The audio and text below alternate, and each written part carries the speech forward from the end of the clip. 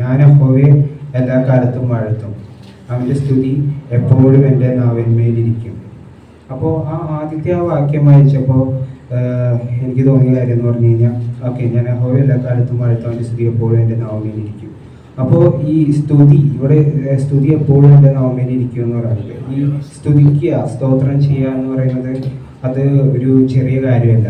നമ്മൾ ദൈവത്തിന് നന്ദി പറയുന്നതാണ്, ദൈവത്തിന് നമ്മൾ എന്താ പറയുക, അവൻ ചെയ്ത ഉപകാരങ്ങൾക്ക് നമ്മൾ നന്ദി അർപ്പിക്കുന്നതാണ് നമ്മൾ എന്താ പറയുക സ്തുതിക്കുന്നത്, സ്തോത്രം ചെയ്യുന്നത്. അപ്പോൾ ഈ സ്തോത്രം പറയുക എന്ന് പറയുന്നത്, എപ്പോഴും സ്തുതിക്കുക എന്ന് പറയുന്നത്, അത് എന്താ പറയുക, അത് നമ്മുടെ ജീവിതത്തിൽ എപ്പോഴും വേണ്ട ഒരു കാര്യമാണ്. അപ്പോൾ ഇപ്പോൾ എൻ്റെ ജീവിതത്തിലാണെങ്കിലും ഞാനിപ്പോൾ എൻ്റെ അങ്കിള് കോട്ടയത്തായിരിക്കുന്ന എൻ്റെ ചെറിയ അങ്കിൾക്ക് ജോലിയില്ലാതെ ഭാരപ്പെട്ടപ്പോൾ ഞാൻ അവിടെ ചെന്നപ്പോൾ അങ്കിള് പറയാനിടയായി. അങ്കിള് ഇരുന്നിട്ട് ആളിങ്ങനെ സ്തോത്രം ചെയ്തുകൊണ്ടിരുന്നു. ആ വിശുദ്ധ മനസ്സിൽ വെച്ചിട്ട് സ്തോത്രം ചെയ്ത് ഇങ്ങനെ സ്തോത്രം സ്തോത്രം സ്തോത്രം എന്ന് പറഞ്ഞ ആൾ പ്രാർത്ഥിച്ചുകൊണ്ടിരുന്നു. അങ്ങനെ പ്രാർത്ഥിച്ചുകൊണ്ടിരുന്നപ്പോൾ ആൾക്ക് സ്തോത്രം ചെയ്തുകൊണ്ടിരുന്നപ്പോൾ ആളുടെ ആ വിഷയത്തിന്മേലൊരു ദൈവപ്രവൃത്തി കാണാനായിട്ട് ഇടയായിത്തീർന്നു.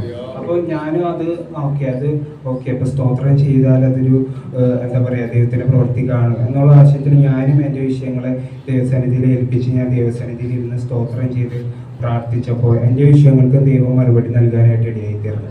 പലപ്പോഴും ഈ വായ അടച്ചിരുന്ന് ഒരു സ്തോത്രം പോലും പറയാതെ ദൈവത്തെ സ്തുതിക്കാതെ ഇരിക്കുന്ന അനുഭവങ്ങൾ ഉണ്ടായിട്ടുണ്ട്. അപ്പോൾ അങ്ങനെ ഇരിക്കുന്ന അനുഭവങ്ങളൊന്നും പ്രാർത്ഥിക്കുന്ന വിഷയങ്ങളിൽ വലിയ ഇതൊന്നും ഇമ്പാക്റ്റ് ഒന്നും അല്ലെങ്കിൽ ദൈവത്തിൻ്റെ ഒരു മറുപടി ഒന്നും കാണാനായിട്ട് ഇടയായിരുന്നിട്ടില്ല. എന്നാൽ എത്രത്തോളം സമയം ദൈവത്തിൻ്റെ സന്നിധിയിൽ നിന്ന് സ്തോത്രം ചെയ്യുന്നു, അല്ലെങ്കിൽ ഇപ്പോൾ എന്താ പറയുക, യാത്ര ചെയ്യുമ്പോഴാണെങ്കിലും വണ്ടി ഓടിക്കുമ്പോഴാണെങ്കിലും അല്ലെങ്കിൽ വെറുതെ എവിടെയെങ്കിലൊക്കെ ഫ്രീ ടൈമിൽ ക്ലാസ്സിലിരിക്കുമ്പോഴാണെങ്കിലും മനസ്സിൽ ദൈവമേ സ്തോത്രം സ്തോത്രം സ്തോത്രം സ്തോത്രം എന്ന് പറഞ്ഞ് ധ്യാനിക്കുമ്പോൾ എന്താ പറയുക, പലപ്പോഴും പല വിഷയങ്ങളിൽ മേലും ദൈവത്തിൻ്റെ പ്രവൃത്തി ഉണ്ടാകുന്നത് കാണാനായിട്ട് ഇടയായിത്തീരുന്നുണ്ട്.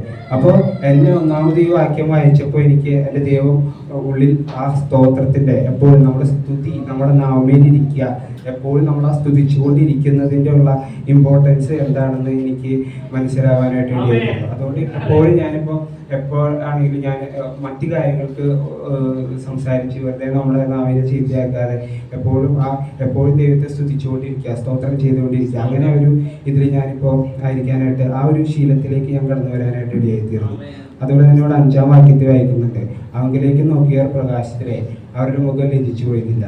അപ്പോൾ അതുകൊണ്ട് അവിടെ എന്താ പറയുന്നത്, നമ്മൾ കർത്താവിലേക്ക് നോക്കണം, നമ്മൾ ദൈവത്തിലേക്ക് എപ്പോഴും നോക്കിക്കൊണ്ടിരിക്കണം. നമ്മൾ മറ്റാരെയും നോക്കരുത്. നമ്മുടെ ജീവിതത്തിൽ പ്രശ്നം വരുമ്പോൾ, നമ്മുടെ ജീവിതത്തിൽ പ്രയാസങ്ങൾ വരും, മറ്റുള്ളവർ നമ്മൾ നിന്ദിക്കുമ്പോൾ നമ്മൾ എന്താ പറയുക, മറ്റാരെയും നോക്കരുത്. അല്ലെങ്കിൽ ഇന്ന ആളുടെ അടുത്ത് പറഞ്ഞു കഴിഞ്ഞാൽ എനിക്ക് ആ ആളോട് എന്താ പറയുക പകരം വീട്ടാം, അവനെ ജയിക്കാൻ പറ്റും, അങ്ങനെ എൻ്റെ നിന്നാ മാറ്റാം, എനിക്ക് എന്താ പറയുക ഞാൻ ലജ്ജിച്ച് പോകാതെ അവൻ്റെ മുമ്പിൽ എനിക്ക് ജയിക്കാം എന്ന് പറഞ്ഞുകൊണ്ട് മറ്റുള്ളവരിലേക്ക് നോക്കരുത്. നമ്മൾ ആരിലേക്ക് നോക്കണം, നമ്മൾ ഫസ്റ്റ് നമ്മുടെ കർത്താവിലേക്ക് നമ്മൾ നോക്കാനിടയായിട്ടുണ്ട്. അതുകൊണ്ട് എപ്പോഴും എന്താണ് നമ്മൾ ദൈവത്തിലേക്ക് നോക്കണം. അവങ്കിലേക്ക് നോക്കിയാൽ മാത്രമേ നമ്മൾ ലജ്ജിതരായി തീരാതിരിക്കാനായിട്ട് ഇടയായിത്തീരത്തുള്ളൂ. അതുപോലെ അടുത്തൊരു വാക്യം പറയുന്നത് എന്താ, ബാലസിംഹങ്ങൾ വിലകിട്ടാതെ വിശന്നിരിക്കും, യഹോവയെ അന്വേഷിക്കുന്നവർക്ക് ഒരു നന്മയ്ക്കും കുറവില്ല. അതുകൊണ്ട് എപ്പോഴും നമ്മൾ യഹോവയെ നമ്മുടെ ജീവിതത്തിൽ അന്വേഷിച്ചുകൊണ്ടിരിക്കണം. എപ്പോഴും ഏത് നിമിഷത്തിലാണെങ്കിലും നമ്മളെപ്പോഴും എൻ്റെ കർത്താവ് എന്നോട് കൂടിയുണ്ടോ, എന്തെങ്കിലുമൊക്കെ സംഭവിക്കുന്നുണ്ട്, ദൈവം എന്നോട് കൂടിയില്ലേ, എപ്പോഴും ഞാൻ ദൈവത്തിൽ നിന്ന് അകന്നു പോയോ, ദൈവത്തിൻ്റെ സാന്നിധ്യം എന്നോട് കൂടിയില്ലേ, ഞാൻ ദൈവത്തോട് പറ്റിച്ചേർന്നല്ലേ ഞാൻ ജീവിക്കുന്നത്, എപ്പോഴും ദൈവം എന്നോട് കൂടിയുണ്ടോ, ഞാൻ ദൈവത്തിൽ നിന്ന് അകന്നു പോയോ എന്ന് നമ്മൾ അന്വേഷിച്ചുകൊണ്ടിരിക്കണം. അപ്പോൾ എന്താണ്, നമ്മുടെ ജീവിതത്തിൽ ഒരു നന്മയ്ക്കും കുറവുണ്ടാകാനായിട്ട് ഇടയായിത്തീരത്തില്ല. അപ്പോൾ അങ്ങനെയും എന്താ പറയുക, ദൈവത്തെ അന്വേഷിക്കേണ്ടതിൻ്റെ, എപ്പോഴും ദൈവത്തെ അന്വേഷിച്ചുകൊണ്ടിരിക്കുന്നതിൻ്റെ ഒരു ഇമ്പോർട്ടൻസ് എനിക്ക് മനസ്സിലാവാനായിട്ട് ഇടയായിത്തീരുന്നു. അങ്ങനെ ജീവിക്കുമ്പോൾ എൻ്റെ ജീവിതത്തിൽ ഒരു നന്മയ്ക്കും കുറവില്ലാതെ എനിക്ക് മുന്നോട്ട് പോകാനായിട്ട് ഇടയായിത്തീരുന്നു. അങ്ങനെ എനിക്ക് ആ വാക്യം വായിച്ചപ്പോൾ എൻ്റെ ജീവിതത്തിൽ ദൈവനോട് ഇടപെടാനായിട്ട് ഇടയായിത്തീരുന്നു. അതുപോലെ തന്നെ 34:17 തൊട്ട് വായിക്കുമ്പോൾ, നീതിമാന്മാർ നിലവിളിച്ചു, യഹോവ കേട്ടു, സകല കഷ്ടങ്ങളിൽ നിന്ന് അവരെ വിടുവിച്ചു, ഹൃദയം ഇറങ്ങിയവർക്ക് യഹോവ സമീപസ്ഥൻ, മനസ്സ് തകർന്നവരെ അവർ രക്ഷിക്കുന്നു, നീതിമാന്റെ അനർത്ഥങ്ങൾ അസംഖ്യമാകും, അവരെല്ലാറ്റിൽ നിന്നും യഹോവ അവനെ വിടിയിക്കുന്നു. അപ്പോൾ ഈ വാക്യം വായിച്ചപ്പോൾ എനിക്ക് മനസ്സിലായത്, ഞാൻ എന്തായി തീരണം, ഇത് മാത്രമല്ല ഞാനിനി നീതിമാനാവുകയും കൂടി ചെയ്യണം എനിക്ക് മനസ്സിലായി തീർന്നു.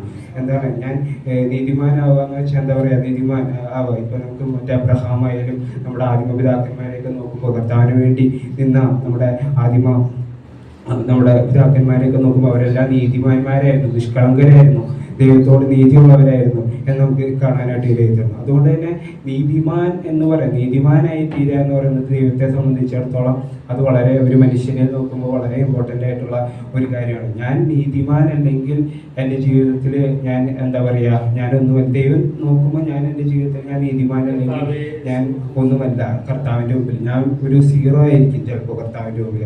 അതുകൊണ്ട് നീതിമാനാവുന്നതിൻ്റെ ഇമ്പോർട്ടൻസ് എന്താണെന്ന് എനിക്ക് മനസ്സിലാവാനായിട്ട് ഇടയായിരുന്നു. നീതിമാനാവുമ്പോൾ നമ്മളെന്താവും, നമ്മൾ നിഷ്കളങ്കരാകും, ഞാൻ നേരിയുള്ളവരാകും. അപ്പോൾ നമ്മുടെ ജീവിതത്തിൽ എന്ത് കരുതില്ല, പാപങ്ങൾ നമ്മുടെ ജീവിതത്തിലേക്ക് കടന്നു വരാനായിട്ട് ഇടയായിത്തീരത്തില്ല. അപ്പോൾ എനിക്ക് മനസ്സിലായി, ഞാൻ നീതിമാനായി കഴിഞ്ഞാൽ എന്താണ്, എൻ്റെ സകല കഷ്ടങ്ങളിൽ നിന്ന് തന്നെ കർത്താവിനെ വിടിയിക്കാൻ നടത്താനായിട്ട് ഇടയായിത്തീരും. പക്ഷേ നമ്മൾ ഈ നീതിമാനാവുമ്പോൾ ഉള്ള പ്രശ്നം എന്താണെന്ന് വെച്ചാൽ, നമുക്ക് പലപ്പോഴും പല കാര്യങ്ങളോട് നമുക്ക് എന്താ പറയുക, നോ പറയേണ്ടി വരും. ചില അനീതികൾ കാണുമ്പോൾ, ചില തെറ്റുകൾ കാണുമ്പോൾ നമുക്ക് അതിനോട് ഒക്കരുതായ്മ വരും. ഇപ്പം നമ്മുടെ അടുത്ത സുഹൃത്തുക്കൾ, നമ്മുടെ അടുത്ത ബന്ധുക്കൾ, നമ്മുടെ അടുപ്പം എന്ന് പറയുന്ന പലരെയും നമുക്ക് ചിലപ്പോൾ വിഷമിപ്പിക്കേണ്ടി വരും. അപ്പോൾ അങ്ങനെ വരുമ്പോൾ ചിലപ്പോൾ നമുക്ക് നമ്മുടെ സമൂഹത്തിൽ നിന്ന്, ആൾക്കാരിൽ നിന്ന് നമുക്ക് എന്ത് നേരിടേണ്ടി വരും, നമുക്ക് പ്രശ്നങ്ങൾ നേരിടേണ്ടി വരും. അവർ നമ്മളെ നിന്ദിക്കും, അവർ നമ്മളെ വേദനിപ്പിക്കും. അപ്പൊ നമ്മുടെ ഹൃദയം നുറുങ്ങും, വേദനിക്കും. അപ്പൊ നീതിമാനാവുമ്പോൾ എന്ത് സംഭവിക്കും, നമ്മുടെ ഹൃദയം നുറുങ്ങുവാനായിട്ട് ഇടയായിത്തീരും, നമ്മുടെ ജീവിതത്തിൽ വേദനകൾ കടന്നു വരാനായിട്ട് ഇടയായിത്തീരും. അപ്പോഴെന്താ പറയുന്നത്, ഹൃദയം നുറുങ്ങിയവർക്ക് യഹോവ സമീപസ്ഥനാണെന്നാണ് പറയുന്നത്. അതുകൊണ്ട് അപ്പൊ എന്താണ്, നമ്മൾ നീതിമാനായി നമ്മുടെ ഹൃദയം നുറുങ്ങിയാലും സാരമില്ല, യഹോവ നമ്മളോട് സമീപസ്ഥനാണ്. നമ്മുടെ മനസ്സ് തകർന്നാലും അവൻ നമ്മളെ രക്ഷിക്കും എന്നാണ് ഇവിടെ വചനത്തിൽ പറയുന്നത്. നീതിമാനാവുമ്പോൾ എന്താ സംഭവിക്കുന്നത്, അനർത്ഥങ്ങൾ അസംഖ്യമാണ്.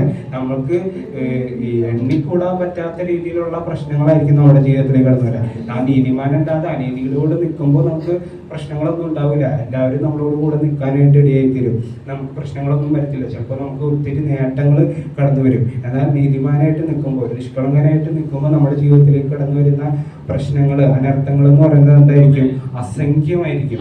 പക്ഷെ അതിന്റെ നടുവിലും നമ്മൾ എന്താ പറയുക, ഉറച്ച് നമ്മൾ നിൽക്കുമ്പോൾ ദൈവത്തിന്റെ പ്രവൃത്തി നമ്മുടെ ജീവിതത്തിൽ കാണാനായിട്ട് ഇടയായിത്തീരും. അപ്പോൾ ഇത് എനിക്ക് വചനം വായിച്ചപ്പോൾ എനിക്ക് മനസ്സിലായ കുറച്ച് കാര്യങ്ങൾ പറഞ്ഞാൽ എന്താണ്, എപ്പോഴും ദൈവത്തെ സ്തുതിച്ചുകൊണ്ടിരിക്കണം. സ്തുതി എപ്പോഴും നമ്മുടെ നാവിലുണ്ടായിരിക്കണം. സ്തോത്രത്തോടെ എപ്പോഴും എല്ലായ്പ്പോഴും നമ്മൾ ദൈവത്തെ സ്തോത്രം ചെയ്യണം. അതുപോലെ എപ്പോഴും നമ്മുടെ ദൈവത്തെ നമ്മൾ അന്വേഷിച്ചുകൊണ്ടിരിക്കണം.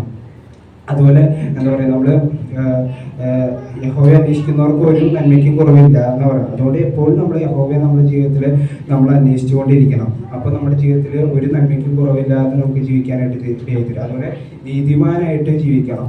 അത് എനിക്ക് അപ്പോൾ ഇത്രയും എന്താ പറയുക, ഇത്രയും ഒരു 3 കാര്യങ്ങൾ ഈ വചനം വായിച്ചപ്പോൾ എൻ്റെ ദൈവം എന്നോട് സംസാരിക്കാനായിട്ട് ഇടയായിരുന്നു. കാരണം ഇതൊന്നും എൻ്റെ ജീവിതത്തിൽ അധികം ഇല്ലാതിരുന്നൊരു കാര്യമായിരുന്നു. കാരണം ഞാൻ അത്രയും നീതിമാനാണെന്ന് എനിക്ക് എൻ്റെ ജീവിതത്തിൽ എനിക്ക് തോന്നില്ല. പലപ്പോഴും പല കാര്യങ്ങളിലും ഞാൻ പലപ്പോഴും ഇപ്പം അനീതികൾ കണ്ടാലും തെറ്റുകൾ കണ്ടാലും പലപ്പോഴും പലതിനോടൊന്നും ഒക്കാൻ കഴിഞ്ഞില്ലെങ്കിലും പലതും മറ്റുള്ളവരെ വിഷമിപ്പിക്കേണ്ട എന്ന് വിചാരിച്ച് പലതിനോട് യോജിച്ചു പോകുന്ന കാര്യങ്ങൾ എൻ്റെ ജീവിതത്തിൽ ഉണ്ടാകാറുണ്ട്. അപ്പോൾ എനിക്കത് വായിച്ചപ്പോൾ എൻ്റെ മനസ്സിൽ എനിക്കൊരു കുറ്റബോധം തോന്നാനായിട്ട് ഇടയായിത്തീർന്നു. ഞാനങ്ങനെ ചെയ്യേണ്ട ഒരു വ്യക്തിയല്ല. ഞാനും എന്തായിത്തീരണം, ഞാനൊരു പൂർണ്ണമായും നീതിമാനായിട്ട് തീരുവാനായിട്ട് ഇടയായിത്തീരണം. അതുകൊണ്ട് അങ്ങനെയൊക്കെ ഒരു എന്താ പറയുക, അത്രയും ഒരു ആശയങ്ങൾ എനിക്ക് വചനം വായിച്ചപ്പോൾ എന്നോട് ദൈവം ഇടപെടാനായിട്ട് ഇടയായിത്തീർന്നു. അപ്പോൾ അതുകൊണ്ട് നിങ്ങളുടെ ജീവിതത്തിലും എന്താ പറയുക, എപ്പോഴും നമ്മൾ ദൈവത്തെ സ്തുതിച്ചുകൊണ്ടിരിക്കണം. നമ്മുടെ ജീവിതത്തിൽ നമ്മൾ നീതിമാനായി തീർന്നുകൊണ്ടിരിക്കണം. നമ്മുടെ ജീവിതത്തിൽ എപ്പോഴും യഹോവയെ അന്വേഷിച്ചുകൊണ്ടിരിക്കണം. എപ്പോഴും ദൈവം എന്നോട് കൂടി ഉണ്ടോ എന്ന് അന്വേഷിച്ചുകൊണ്ടിരിക്കണം. അപ്പോൾ എനിക്ക് മനസ്സിലായ ആ കാര്യങ്ങളാണ് ഞാൻ നിങ്ങളുമായിട്ടപ്പോൾ ഷെയർ ചെയ്യാനായിട്ട് ഇടയായിത്തീരുന്നത്. അപ്പോൾ ഞാൻ പറഞ്ഞ് നിങ്ങളോട് ഷെയർ ചെയ്ത ഈ കാര്യങ്ങൾ നിങ്ങളുടെ ജീവിതത്തിലും അത് ഇല്ലെങ്കിൽ, എൻ്റെ ജീവിതത്തിൽ അത് കുറവായിരുന്നു. ഈ വചനം വായിച്ചപ്പോൾ എനിക്കത് എന്നോട് ദൈവം ഇടപെടാനും എൻ്റെ ജീവിതത്തിൽ കുറ്റബോധം ഉണ്ടാകാനും ഇനി ആ രീതിയിൽ എനിക്ക് ജീവിക്കണമെന്ന് എനിക്ക് മനസ്സിലാവാനായിട്ട് ഇടയായിരുന്നു. അതുകൊണ്ട് നിങ്ങളുടെ ജീവിതത്തിലും നമ്മൾ നീതിമാനല്ലെങ്കിൽ അങ്ങനെ ഒരു കുറവ് നമ്മുടെ ജീവിതത്തിലുണ്ടെങ്കിൽ, നമ്മുടെ ജീവിതത്തിൽ നമ്മൾ ദൈവത്തെ സ്തുതിക്കുന്നില്ല, ദൈവത്തെ നമ്മൾ അന്വേഷിക്കുന്നില്ലാതെ നമ്മളെ കുറവുകളുണ്ടെങ്കിൽ, അങ്ങനെ കുറവുകൾ നമ്മുടെ ജീവിതത്തിലുണ്ടെങ്കിൽ നാമും അങ്ങനെ ആയി തീരാനായിട്ട് ഇടയായിത്തീരണം. അപ്പോൾ ഇത്തരം കാര്യങ്ങളാണ് എനിക്ക് ഈ വചനത്തിൽ നിന്ന് മനസ്സിലായത്. കുറ്റങ്ങൾ കുറവുകൾ ഉണ്ടാവും, എന്നോട് ക്ഷമിക്കുക കുറവുകളുണ്ടെങ്കിൽ. അപ്പോൾ തുടർന്ന് എനിക്ക് വേണ്ടി പ്രാർത്ഥിക്കുക എന്ന് പറഞ്ഞുകൊണ്ട് എൻ്റെ ഈ ചെറിയ ഒരു കൂടാതെ വണ്ണം ഹാലിലെ കർത്താവ് നമ്മെ വഴി നടത്തിയിട്ടുണ്ട്, കർത്താവ് നമ്മെ ബലപ്പെടുത്തിയിട്ടുണ്ട്, രോഗസൗഖ്യങ്ങൾ നൽകി സഭയെ അനുഗ്രഹിച്ചിട്ടുണ്ട്. ഹാലിയ നല്ല മനസ്സോടുകൂടെ കർത്താവിന്റെ സന്നിധി നമുക്ക് എല്ലാവർക്കും വേണ്ടിയിട്ട് നിൽക്കാം. ഹാലിയ കർത്താവ്